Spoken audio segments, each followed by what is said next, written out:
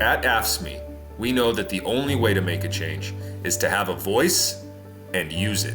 We fight town by town, city by city, county by county, state by state to make the right for a strong union voice a reality. There are always roadblocks for working people to organize in this country. Even when we have a right to form a union, there will always be people trying to stop us. The right to organize is fundamental. No boss or manager or politician or legislative body will deny us what's rightfully ours. We do the work, we will win a voice. We've had people in our office who have worked here for decades, who never received a promotion, who were overworked and underpaid. We got started organizing because museum security guards were worried their safety wasn't being taken seriously by management during the pandemic. But they weren't the only ones who were worried about working conditions. Before the pandemic, we used to joke at our library about forming a union. But when COVID hit, it was pretty clear that the library was not taking our safety seriously. Add to that the low wages and the understaffing, and the jokes became serious quickly. I was an AFSCME member in a previous job in another city. So when we started facing high turnover and mistreatment from management here in Arlington, I knew it was time to organize. We had concerns about our growing workload and our persistently low wages, and it was clear to us we had to come together to create a positive change. When I moved from a county level job to the state, I took a massive pay cut because we were unionized at the county, but not at the state.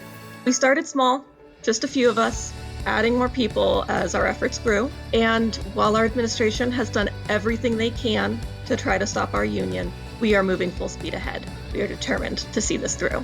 We were tired of being understaffed and disrespected. That's why we fought for and won our right to bargain collectively. We tried to organize. They hired a $500 an hour union buster. And they said the only people who didn't unionize would get raises.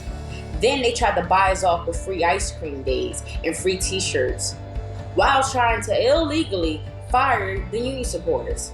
They told us not to even talk about the union. We started small, but reached out to people in every department.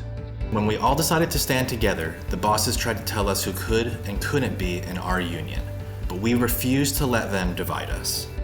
We had AFSCME members coming from all over the country to help us organize in Virginia. We fought at the ballot box, at the state house, and at the workplace to win our rights to bargain. And we're going to keep fighting. The attorneys in our office had talked about unionizing for a long time, but we had to go to the legislature to make it legal, and those efforts stalled for years. But things changed when AFSCME got involved.